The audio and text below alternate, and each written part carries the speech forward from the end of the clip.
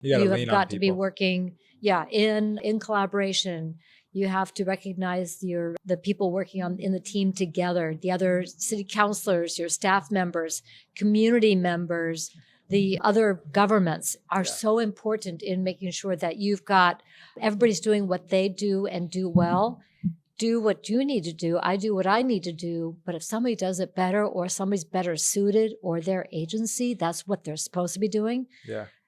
Partner up and get out of the way. For sure. We want to give a huge thank you to Saltwater Wellness and to SMI Real Estate just for all your support and continuing to support this podcast.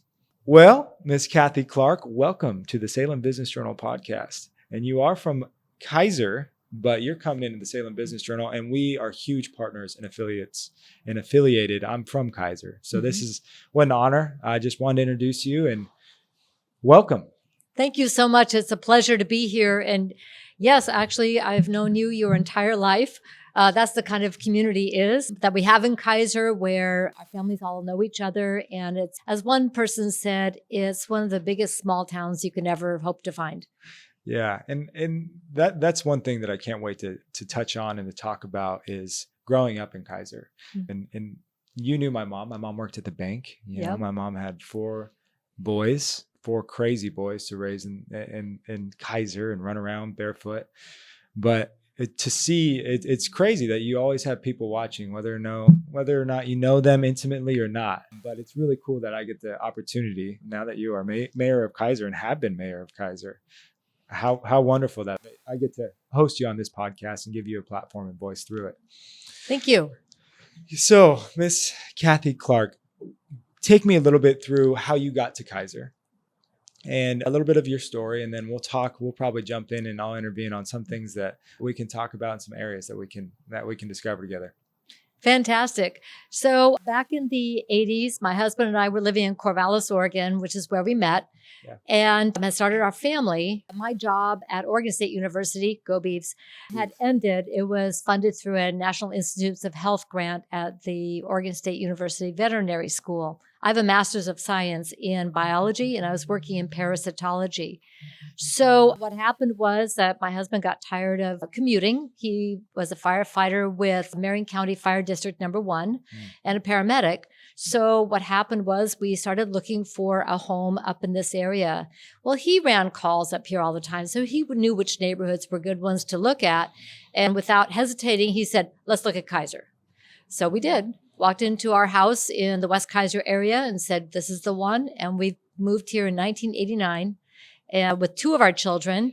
The other 2 were born after we moved to Keizer. So we have 4 kids, 3 boys, 1 girl. Wow. I'm sorry, 3 girls, 1 boy. I was looking at you thinking of your 4 boys. Yeah. So 3 girls, 1 boy. Wow. And we were able to raise our family here. And now I'm the proud grandmother of 5. And really excited to be able to be part of a community that we really feel connected. It was a neighborhood that immediately we felt at home. And people tell me that when they move to Keizer, they're like, I feel like I moved home. You know, guys, and what's crazy is she knew the street that I grew up on, Monita. And not many people know that. You got to be from Keizer. And my parents, I think, moved. They got married in 87 or 88, and I think they moved about this 88, the same years that you moved to Keizer. So I haven't seen it as long as you have, obviously, but my family has been in town as long as you have. So, and we've seen so many changes, so many drastic changes with Keizer Station, with the volcanoes changing. I mean, with all these apartments and all the infrastructure that is new. Completely new. Now we have fields at Keizer Rapids Park. So many developments. What do you think has changed most for the good, and what do you think has changed most for the bad? And let's go to the good first. Let's touch on the good. Well, let's kind of back up a little bit too, because when your family moved to Keizer and when my family moved to Keizer was still a baby city. Yeah. Small town. It had a crazy small town feel. And because Keizer was incorporated in 1982, there's a lot of folks who don't know how young Keizer is. We're the 2nd youngest city in Oregon. Wow. There's only one city that has successfully incorporated since Keizer, and that's Lapine. Really? Interesting. Which says 2 things. One, it's a big job. If a community wants to incorporate to become their own city, it's a huge undertaking and a big commitment on the part of the people to say, we are going to do government. We are going to create this thing called a city and all of the responsibilities and benefits that you get from that ability to self-govern. So back in those late 80s, Keizer was still figuring out who we were. This was after years and years of, should Keizer be annexed? Should it not? Should it be part of Salem or so forth? And to dispel any rumors, Keizer never was part of the city of Salem. Wow. So a lot of folks think that Keizer, quote, broke away. There was nothing. No, that isn't how Keizer happened. In the 60s, Salem tried to annex going north, and they were not successful, clearly. And what happened after that was, there was different attempts to annex or to look at different ways of joining this area called Keizer, but it was not a city. It was an unincorporated area that had economic activity and housing. Yeah. But it's more like Four Corners or Jan Ree, where it's not city, it is county. That makes sense. But in 1982, the legislature opened up an opportunity for the Keizer Clear Lake area to join forces, put it on the ballot, and to vote, yes or no, do you want to become a city? And narrowly, it was not a big thing where people said, oh yes, this is going to be a great idea. It was a close vote, but obviously in the affirmative, and Keizer was born. 1982. Dang. Yes. Yeah, I actually didn't even know that. I didn't know exactly when Keizer was born. So that's good to know. So it's almost, my oldest brother is only 8 years younger than, or older, younger than, the city of Keizer. Yeah. Crazy. But that tells the tale when people are talking about the big changes that have happened in our area over the last 42 years. That gives you some perspective on where we came from. Yeah. We came from a brand new city that was determined to do just what was necessary to be very efficient, effective with our tax dollars, provide the services that people want, and be very focused on being a basic services city. And that's what we have continued to do. So when people say, well, why doesn't Keizer have this or Keizer have that? Well, one of two reasons. One, it's not a basic service. Two, somebody else already does it. Right. Or three, the voters have said, you know what? No, we're not going to do that through government. We'll find another way to provide this service or this activity. And instead, maybe they should be asking, how could we improve this? What could be done where we could make this better? That's a question that I think just asking better questions will result in a better outcome. And usually, like you would say, it takes a group, a collaborative effort to make things happen and make change happen. Yeah. So now I can answer your question. Yes, please get into it. So when you're talking about the things that have happened since 1982 to 2025, and again, that's a huge 42-year-and-a-half leap. What have we seen happen? Well, we've seen Keizer right from out of the gate. We were the 12th largest city in Oregon. Boom. Wow. Right in 1982, at a population of about 12,000, Keizer was already considered a quote unquote large city for Oregon. Now, for my home state of California, that's not even a small town also ran. Yeah. So I'm originally from Los Angeles. But for Oregon, we are considered a larger city. And even today, just under 40,000 in population, we are still considered one of the larger cities in Oregon. Salem is number 2. And again, depends between Salem and Eugene. They keep vying for, we're number 2. No, we're number 2. But we are clearly, down in 15th place. And that's pretty much where we're staying right now. Still, so we're a smaller city by most standards. But in Oregon, we have to act and function as a larger city. And it's a very interesting conflict, if you will, between that small town feel and the big city responsibilities. It feels like Keizer is a central point for going multiple directions. So because it's on the parallel, obviously, another cool thing factoid about Keizer, it's on the 45th parallel, right in between the equator. If you didn't know that, it's cool little side note.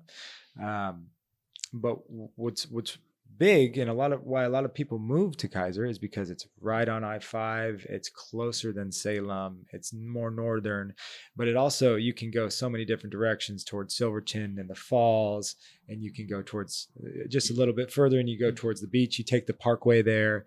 There's so many different directions that Keizer sort of takes you. And maybe in the future we will have a bridge. I'd actually like to hear your take on that, if we want one or not. That's actually something that's interesting to me, living in Keizer, because I've always wanted to have and I could be naive here, but I've always wanted to be able to just pop over to West instead of go through the chaotic traffic. And maybe you would vie for a third bridge in Salem. But let's get into that later. Let's hold off on that. That's another whole podcast. We're talking, right there. Yeah, another whole podcast. So this is good. Save that one. And maybe that's a little bit too critical right now, but we'll get into that when we need to. All right. Soon, yep. Okay. But so we've seen Keizer Station and what that has done. And now we have Chick-fil-A, which, let's go. We got Chick-fil-A. That's very cool. What I guess, what are your most proud moments? That would be a more critical question for me to ask you. What are your most proud moments since you've been serving as mayor? So I served as a city councilor for 8 years. In 2006, I was first elected. I was elected mayor in 2014. And among my top 10, and I'm not going to go through all of them, I think that I've been really proud how Keizer has continued to punch above our weight class. Yeah. When I was first elected, we had 2 big projects that were going to construction, the McNary High School turf fields and the big toy at Keizer Rapids Park. Yeah.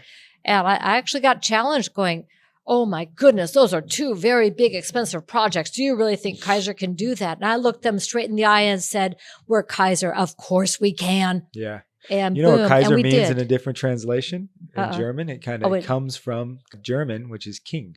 Keizer. It does. Yeah. So you got to have that king mentality. Absolutely, we can. Being next to Salem, we really have to have a loud and proud voice about who we are. Otherwise, we disappear into the shadow. So we have to be very clear about who and what we are. Yeah. And that would also be in my top 10. I am really proud about how Keizer has continued to grow and evolve in defining ourselves. Yeah. That we are not defined by our proximity to other cities, but we define our own character, our unique sense of community. Pride, spirit, and volunteerism is our motto, but it is truly our way of life. It is how we have chosen to live. Yeah. We have chosen to say, we all invest our time, our energy, our resources into creating a Keizer that we own, that we have a sense of belonging. Yeah. And that belonging is for everyone, all 40,000 people, not just a few, not just those or people or whatever, but to make sure that it is all of us who create this wonderful space and place and community feel we call Keizer. Yeah. That's beautiful. Thank you. So among the top 10, the big toy, definitely, which by the way is going to get a refurb. It's been 10 years since we built the big toy. So we're going to be doing a project in June. Come on down and volunteer to do some cleaning, painting, because it's been heavily loved. Sure. I think also I am very proud of how our community comes together in difficult times. Yeah. And one of my proudest moments was after the ice storm. Yeah. 2021, those of us who were here, that ice storm hit one wave after the other. And I remember 2 really terrifying sounds. The first one was branches falling from my neighbor's trees and crashing. Yeah. That's a terrifying sound. There's trees coming down, there's branches coming down, somebody could get hurt, there's property damage happening all over town. But the second one that actually made me sit up and go, we've got a problem, was the sound of chainsaws. Keizer was jumping into action to help their neighbors. And my very next thought was, we better have a place for people to drop off their yard debris or they're going to figure something out on their own. I was on the phone to Public Works right then and said, what are we going to do? We need a place for people to drop off yard debris because they're out helping their neighbors. I couldn't get out. Every street around my house was blocked by falling trees. I was in the same situation. I was in South Salem at that time. But So 10 minutes later, I get a phone call back from Bill Lawyer, our director of Public Works. We open 10 o'clock tomorrow morning at the Little League fields to receive yard debris. Wow. I was out there at 9:30. and I saw the trucks lining up. What had happened was that people got their chainsaws out, their clippers, their whatever they had, and they were helping their neighbors unbury themselves. Mind you, it was still slipperier than the slippy because of all that ice. Yeah. Did that slow anybody down? Nope. They were lined up for hours, dropping off the yard debris, helping their neighbors get unburied. And I will always treasure that time I spent out there greeting people, helping unload trucks, hearing their stories about how neighbor was helping neighbor in a really difficult situation. Yeah. It was wonderful. That's beautiful. And I agree. I think that's one of the biggest parts about Keizer and growing up in Keizer has been everyone's your neighbor, everyone's your friend, and you know who you're comfortable with everyone, and you can call on people, and that's a big thing about having a big family too, is you can call on your brothers and they show up, and that's hopefully with the good parents, and if not, you have someone that you can look up to that can show you that leadership, or teacher or coach. And how important is that? So how important is that to step up when people need your help, and for you to be such a big leader in helping devise that plan? And the Keizer Little League fields, I mean, you need a community to make things happen fast. It took a team. You need the resources to do so too. So way to go on that. And that's beautiful. I had a tree during that ice storm fall on my house when I was in South Salem. And while we were sitting in the living at that side of the house, it was crazy. So that's terrifying. Things happen fast, and just like the fires that happen. I mean, luckily Keizer wasn't affected, but a lot of people from Keizer had homes where? In Detroit. And that just derailed so many people's homes and memories. And that's but there's so many people in Keizer that stepped up during that time as well, or that are from Keizer that live in the Salem Keizer community. So I could quote people all day on Detroit, but we won't get too deep into that. So one of the biggest things that we know about Keizer is it's been growing. So the urban growth boundary is a hot topic, I'm sure, that you know of, and you probably deal with that stress every day. What is your vision, and what is your overall hope and plan to keep the small town feel, but also feel inclusive with inviting more businesses in and allowing growth to happen in the real estate and the urban growth boundary as well side of things? I know that's a lot. That's a big question to ask. So take your time with it, I suppose. It's a ginormous question. Yeah. When Keizer was born, remember, again, we're only 42 years old. The founders of Keizer did not separate Keizer from Salem with the urban growth boundary. Wow. So we are the only, what I call Siamese twins, left in Oregon. Prior to us, Eugene and Springfield were in one shared urban growth boundary. When they separated, it took an additional over 7 years to separate everything out between the two cities.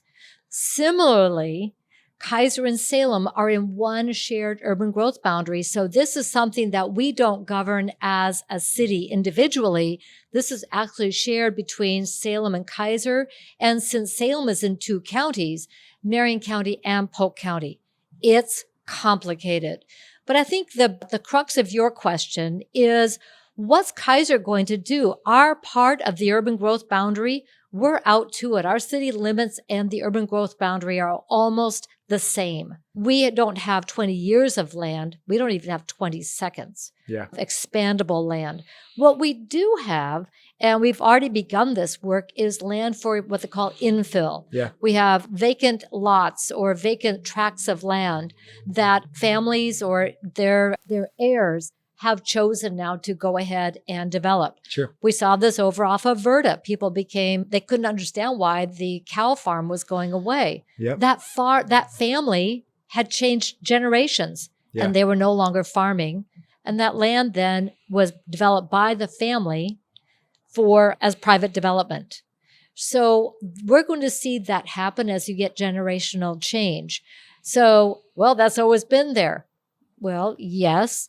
And it's private property. Sure. So it is being planned for and has been planned for development. So I think that's where we already made our building codes and our development codes as simple as possible under state law, so that we could allow for private property to develop in response to market demands. Yeah. So let's look at River and Cherry. We created something called the River Cherry Overlay District. Yep. We said, there's all these different flavors of zoning. It could be a bit of this, a bit of that, a bit of this. You know what? Let's make it easy. You're all mixed use. Go. And by making it one zone, it's easier for someone to redevelop property or properties. Sure. And you don't have to do that mixy-matchy thing.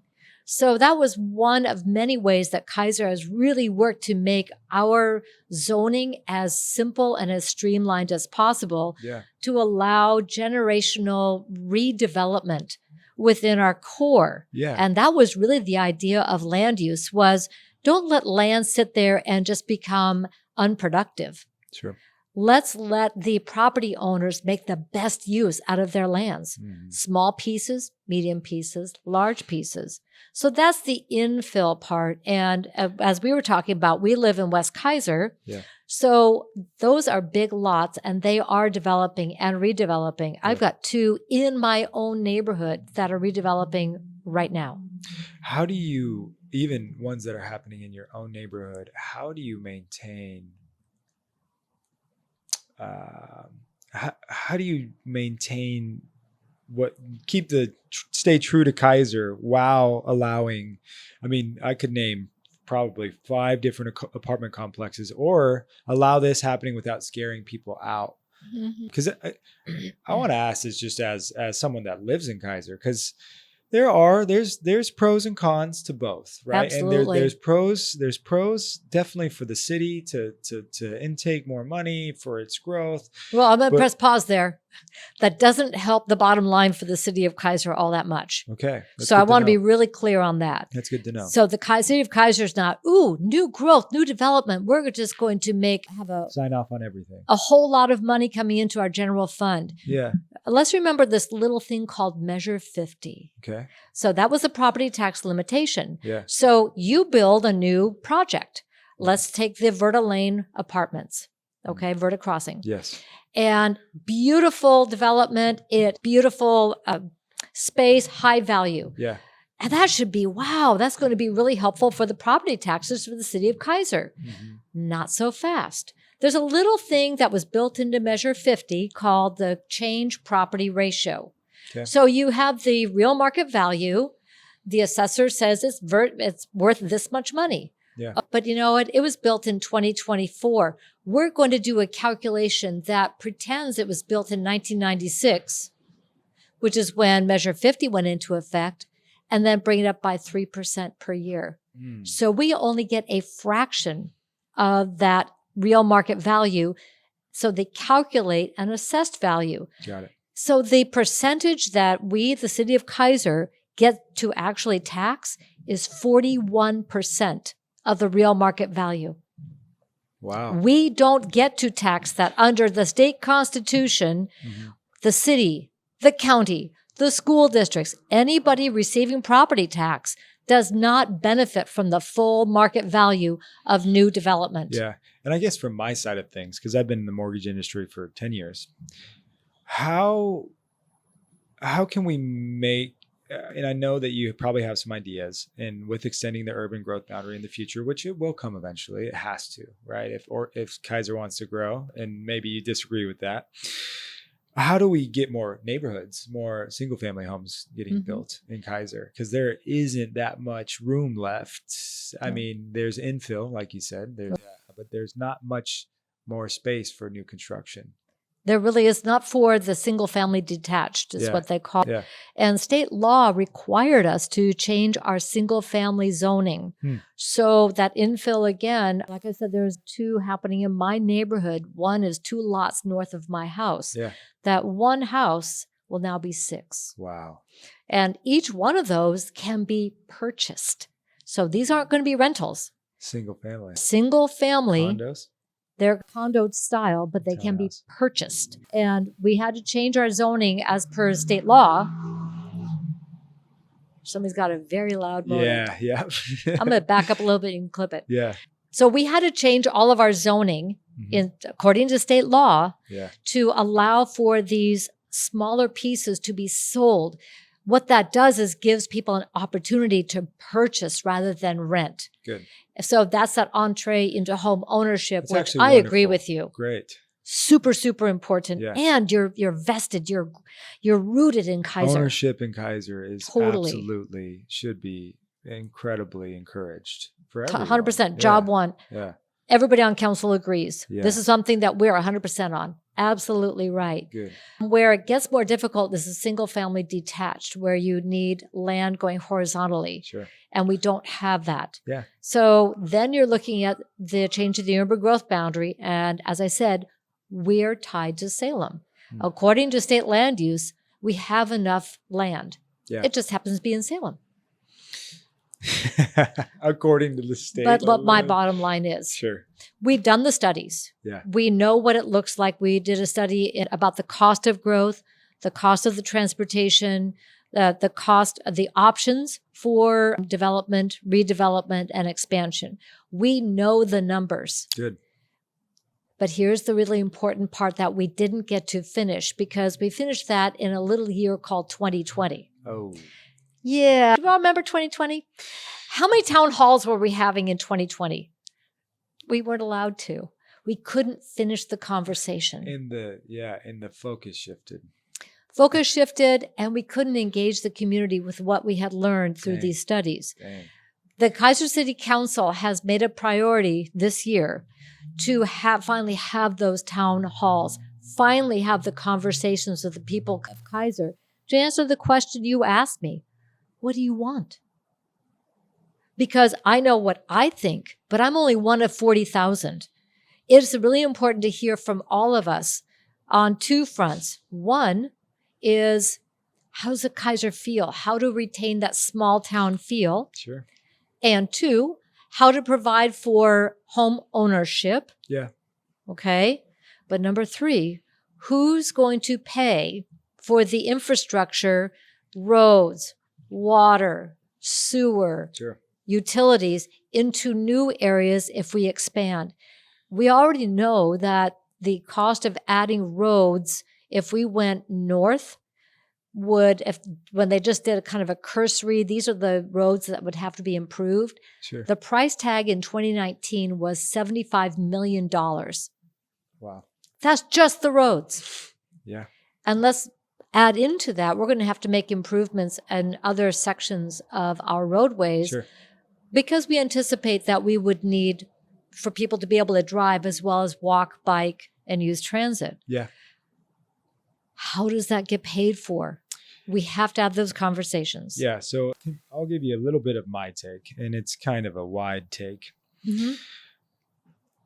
Keizer, I have a vision in my mind of what Keizer was and what Keizer can become and what Keizer is currently. And I think that Keizer has so many different amazing attributes and things that make it great. But everyone always reflects back on, well, we used to have the most prolific football program. We used to have the best little league fields and teams.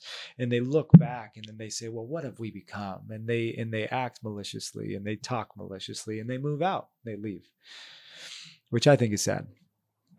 However, if you want to create a better Keizer, you have to start with, well, we actually have a really good, our Keizer Police Department and our fire department is phenomenal. Those are two huge staples that create a good community, in my opinion. And then we have to look at the youth. How can we make our neighborhoods and our elementary schools and all of our programs better for these young adults to make people make it more desirable to live in our communities? And this is a tall task and a tall question. And I don't want to just be talking, but we have to make it more, we have to kind of revert back to kind of what were we based off of, at the beginning. In these years where you saw Keizer be its prolific name, where we're winning state titles. And because all I think that is that's just a culmination of a community coming together and raising good children. And having good coaches and having powerful leadership. I really truly believe that. That shows that you had good teachers, parents, coaches. It takes a village to raise state champions, and that's a science behind it. I'm not saying that if your group gets a state title, then you're better at raising your kids than everyone. But I think there are some ways that you can find that made this community so good, and that we still have all of those people, and a lot of those people in our communities are wanting to come back and wanting to have a reason, a desire. They desire to come back. And how can we make that more appealing? Well, let me share what's happening. Yeah. Because people took action. Sure. And have been taking action. Yeah. And it's so exciting. Yeah. And is the next generation catching that vision and putting it into practice. So let me give you 3 examples. Sure. We now have 2 active, and we'll have 2 more active neighborhood family councils. Wonderful. Have you heard of those? They do a lot. A Yes. lot more than I would imagine, but please. Yeah, the neighborhood family councils are through CBEL, the Community Business Education Leaders and Catholic Community Services. Oh, great. So what they began to do first at Hallman and then at Kennedy, and then this last fall, Cummings started one. Keizer Elementary will soon have one, and so will Weddell. Why are these important? This goes back to that small town neighborhood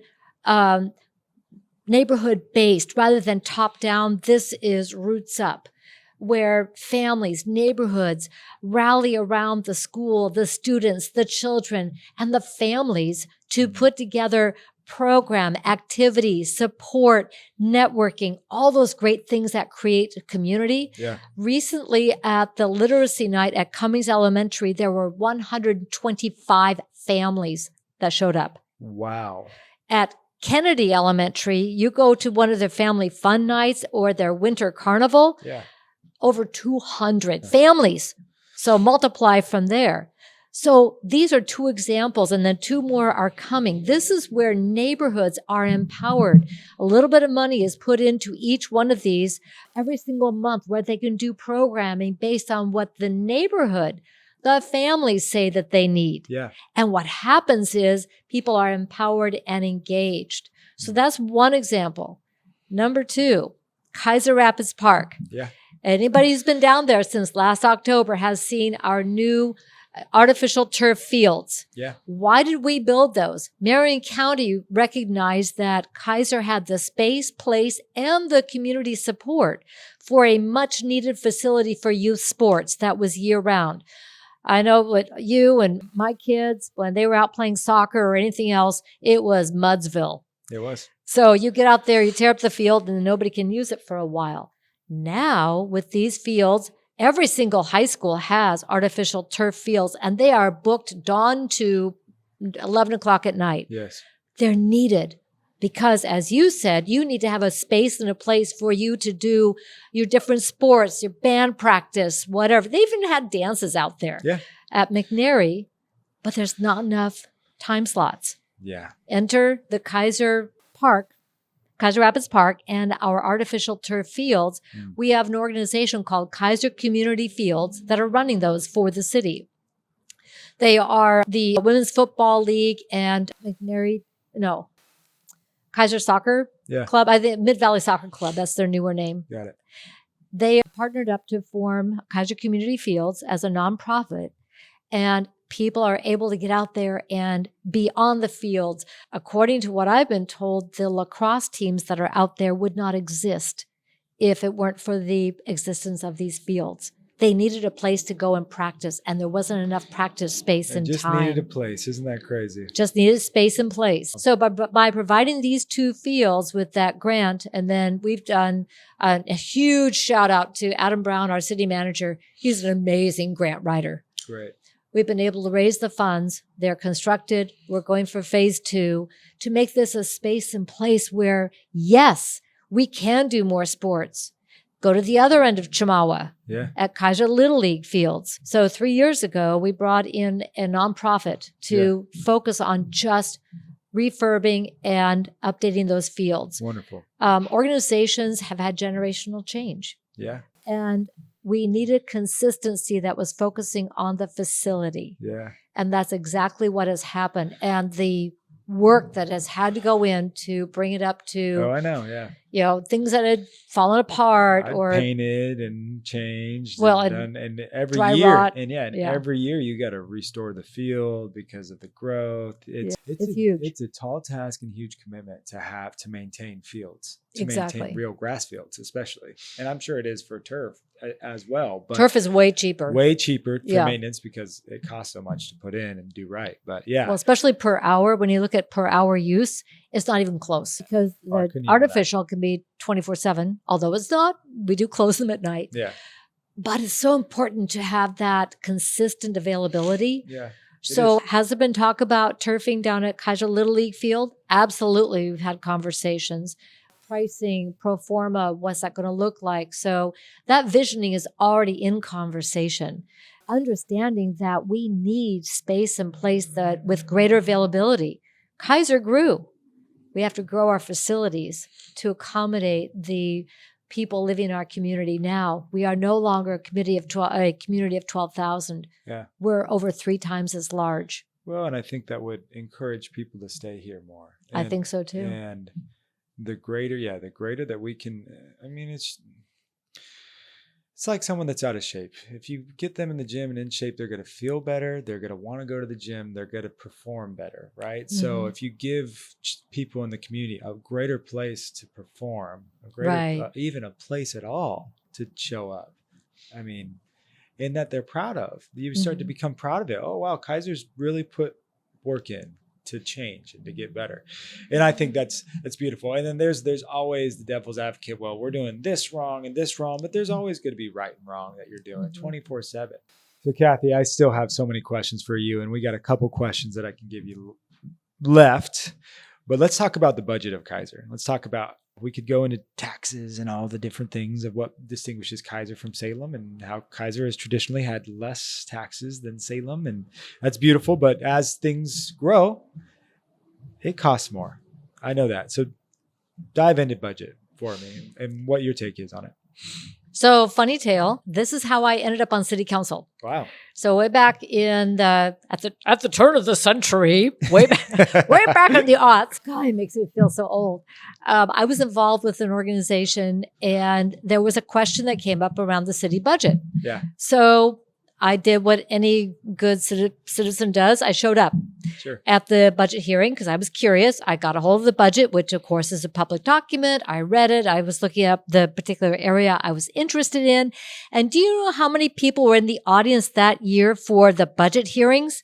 Take a wild guess on how many people packed the place. 10, 20, 50. 2. It was me and the reporter for the Keizer Times. We were the only people in the audience. This was back in 2001 or 2001, because the next year I ended up on the committee. Wow. So here's a cautionary tale. If you show up, you end up on the committee. That was it. For people who showed up for the budget. That's a whole good thing that we could go on rabbit trail of, just show up. Thank you. Yeah. That's one of our big things. Councilor Herrera always said you can pretend to care, but you can't pretend to show up. I agree with him. That's great. And I have a hashtag on all of my social media, Keizer shows up, because we do. We show up in person. We like I said earlier, we punch above our weight class. Yeah. So I ended up on the committee. Wow. And then elected in 2006. So fast forward, looking at our budget, there are some really key components. Yes, we do have a lower permanent tax rate, but again, go back to measures 5 and 50. We can't change that. That's in the Constitution of the state of Oregon. Mm. We cannot change our base rate unless we unincorporate, and then reincorporate with a new rate. Wow. I mean, it is that hard. The reincorporation with the new rate would probably be even worse. We'd have to bring it up to 2025 costs. Wow. So right now you're stuck at your base rate that was established. Ours is $208 per thousand. Mind you, Woodburn is like $6 per thousand, and Salem is like 4 or 5. That's one thing I have. So it's way higher than ours. And we're stuck. There's nothing we can do with it. So that's why you see cities, counties, special districts, in order to add to that base rate, which can only grow at 3% per year. That's it. That's our cap, 3% per year. Inflation doesn't matter. You only get 3%. You have to figure out the inflation thing good luck. One time I told legislators that if they touched our property tax one more time, all they're leaving us with is pixie dust and a fairy wand, and those aren't negotiable. So how do bonds and grants, this is just from a naive person that I guess doesn't pay attention to this. How do bonds and grants in Salem and in Keizer, do Salem grants or bonds affect anyone in Keizer? No. No.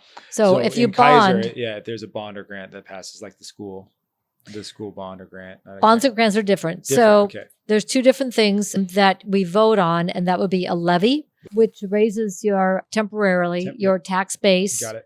And that you can use that for operations. Okay. A bond is for capital construction. For example, there's a bond on the ballot right now to continue the same rate for Chemeketa Community College. And they cannot use that for operations. And they have plans to use it to continue to update their facilities to train a modern workforce. Correct. But it is not to pay salaries. It is for the infrastructure necessary, specifically. And that is by statute. That's great. A levy is for operations. So, for example, the Keizer Fire District every few years has to go back out to the voters for a levy. And they just did this, I think, last year. So they have their base rate, but they need more than that to be able to fund their operations. Sure. So the levy allows them to pay more for staff, for overtime, all those things that for operating it. But the bond is used for buying ambulances, fire engines, ladder trucks, improvements to the fire station, etc. Those are bonds. Versus levy. Levy is more operational. And then what is it? And then a grant is just something outside of it that the city doesn't have to pay for it? Or don't you vote on grants too? No. So a grant is when, for example, I said that our city manager is a fantastic grant writer. Yeah. And he is. Adam Brown, way to go. And that's a really important skill to have. So it's writing to foundations, but also for a city, we can apply for grants from other jurisdictions. The state of Oregon we have parks grants we can apply for, or federal grants, or for transportation projects. Wonderful. So those grants are just that. They are grants. They are given to the jurisdiction for the project defined in the application. That's wonderful. Usually they have a match. So they won't fund 100% of a project. They will say, we'll fund X%. Jurisdiction, you have to provide the other half. That's a way of saying, y'all got to have skin in the game. That's when you write a bond to be voted on, maybe? Or maybe. Yeah. Or you have been saving up your pennies.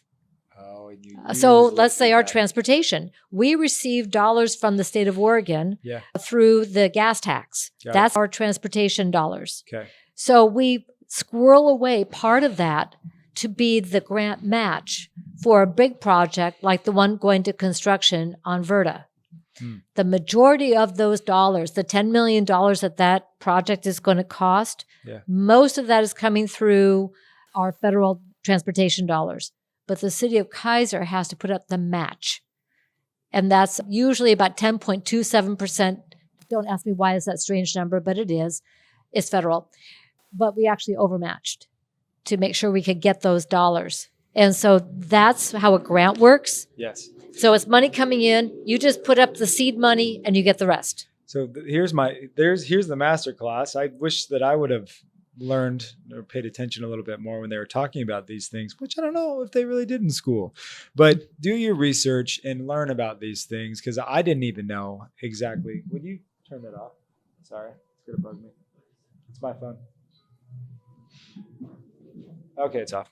I didn't even know exactly what all of these things meant. Levy, grant, bonds. So the more that we know, the more we can actually feel included when we're voting and have an educational feeling behind it of understanding what these things mean in our community and how they impact us and how it affects our taxes or how it doesn't affect our taxes and where that money is actually going to go. And it's good to know just kind of the the back end of that. So thank you.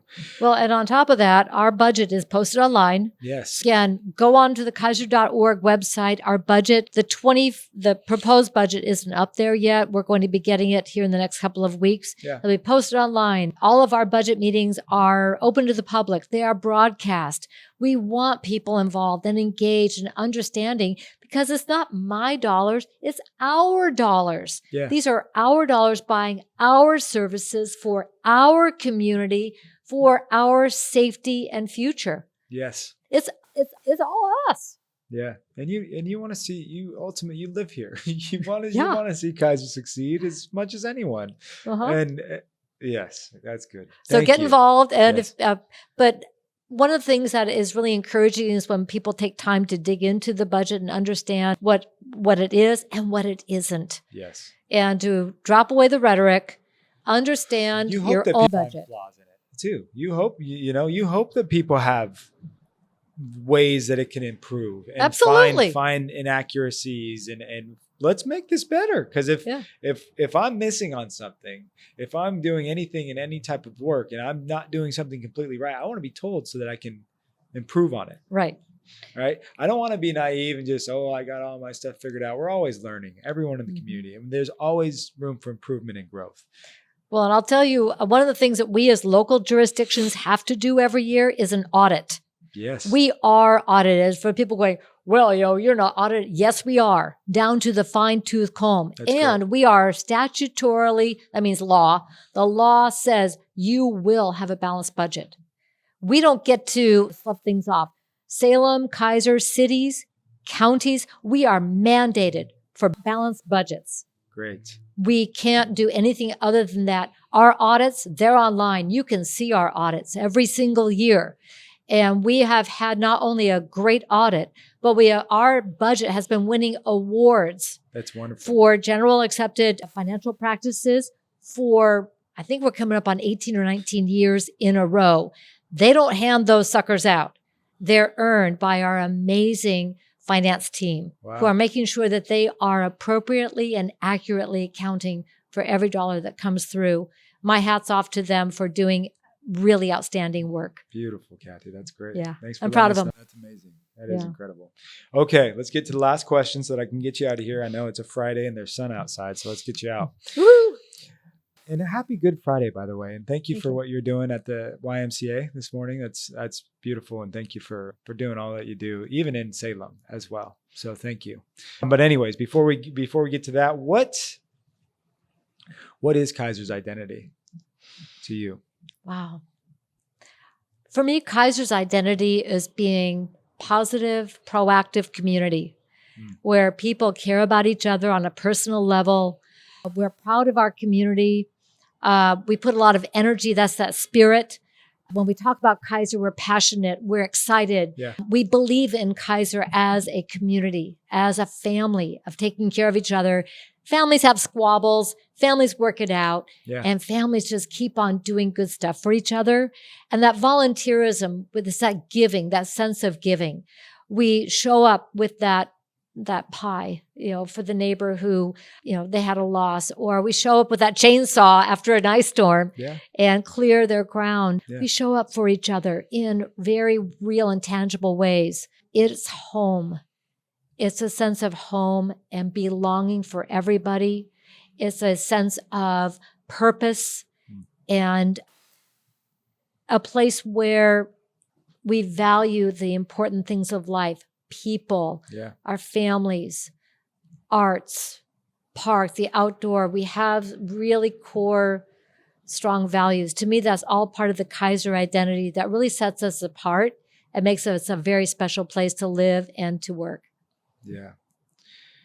Keizer shows up. Is that one of the things that you say? Keizer shows up. That's great. I love that. Well, Cathy, we're going to have you on a lot more, and we're going to help as much as we can through a little bit of extra camera help in some great places, just to give you more of a voice and to give Keizer more of a voice so that we can make changes happen when we need them. We can shed the light where it needs to be shed and just help Keizer more. And we need you guys to get involved. We need people in Keizer and in Salem, but for Cathy today in Keizer to stand up that have young families, if you can find a way to manage the extra time, get involved however you can. And I'm sure that we can drop some emails of how we can get involved and some places. I'm sure that we can. The City of Keizer's website has probably some great areas, places that you can go to figure that out. And maybe we'll do some videos for you guys on how you would encourage young adults, old adults, anyone to get involved. That's another whole podcast right there. We'll talk about that. We'll talk about that next. We'll talk about traffic. We'll talk about so many good things that we need answers for, and that people, how can we help? How can we make this place better? But Cathy, thank you so much. You're a joy to have. And it's been great getting to know you and knowing that you've known me my whole life. How crazy. But thank you. I appreciate it. Happy Friday. And thank you one more time to our sponsors, Saltwater Wellness and SMI Real Estate. You guys are amazing. Thank you for all that you do. Happy Friday. Thank you so much. Take care.